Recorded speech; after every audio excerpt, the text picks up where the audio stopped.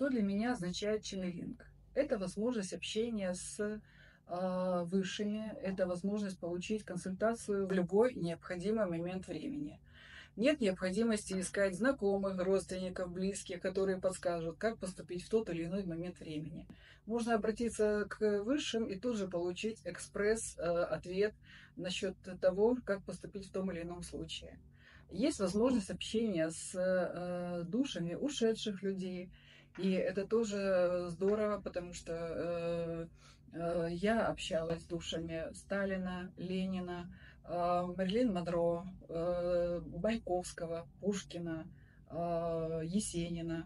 Это очень здорово, потому что души рассказывают о своей жизни, о том, как они проходили те или иные этапы своей жизни. Это тоже очень интересно. Есть возможность общения с людьми, которые тебя понимают. Для меня ченнелинг это так.